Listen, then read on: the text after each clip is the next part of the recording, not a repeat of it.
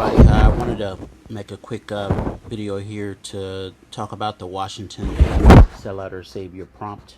I had a couple of messages with folks asking about where materials were, what materials could be used. First of all, I want you to make sure you see the essay prompt on the Canvas site, and I want to say a little bit about the overall. First of all, it's an essay that does ask your opinion, but it's your opinion based on something. So keep that in mind. And I'm intentionally calling this a prompt, not an essay pick topic, because this prompt is supposed to be something that you read through, think about, and then decide on your argument. Right? It's supposed to prompt you to develop a statement. So keep that in mind. And the title, of course, is significant, right? The title, essay prompt, Booker T. Washington, Sellout or Savior, the Washington Du Bois debate. It's going to force you to kind of take a position, right, and then back up that position with evidence. So I'll start walking through it really quickly.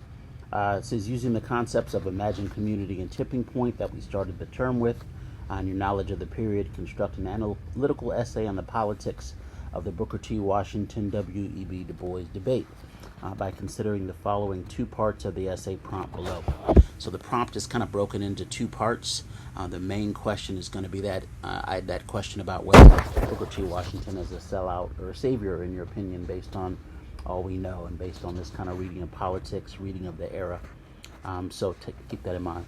Next part says, Washington's Up from Slavery in 1901 has been called in political autobiography, excuse me, meaning that it does tell his life story. It is specifically constructed for a political purpose. So although it does tell his story, it's really constructed for a reason, for a certain political purpose. Specifically to lay out his racial program, considering the following aspects as you develop a specific thesis statement and overall argument. So you are supposed to develop a thesis. Your thesis begins with your answer to that question of whether Washington is a sellout or a savior, right? That's kind of the beginning of your argument, the beginning of your thesis. So first discuss Washington's political approach to the race problem by addressing the following questions and concerns. Number one, to what extent was Washington a product of the Reconstruction and post-Reconstruction eras? Are his politics radical or conservative in your view? To what extent is his background significant? So again, all of these sub-questions are designed to prompt you to take a position and to support that position. And it's already kind of indicating his connection to Reconstruction, post-Reconstruction, turn of the century politics. So we kind of have a lot of context out there, and a lot of the resources that we've worked through are about this context. But it really is about this individual, his particular approach, and how people would respond to him. Number two, discuss Washington's creation of a public political persona. Some say he was merely a black politician, one simply telling white Americans what they wanted to hear. Do you agree? Right? This idea of what's written in Up from Slavery and what he put forth publicly isn't always necessarily what he believed, like many politicians perhaps. Number three, discuss, analyze Washington's view of industrial education and economic empowerment. What particular themes repeatedly emerge in his program and why are they significant? This is going to be a major sticking point in the debate between him and Du Bois. Who is Washington's political community, right? We've started with this notion of imagined community. Who is he talking to? Who's in his community? Was he working on behalf of all African Americans, some African Americans, or himself? Right? He's been read in all of these ways by different individuals.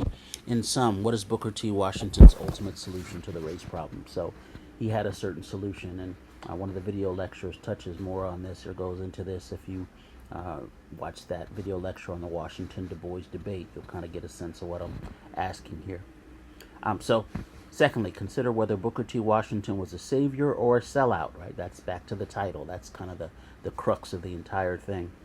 This should constitute your thesis statement and the organizing idea for your argument, right? So that's kind of it. That's the starting point.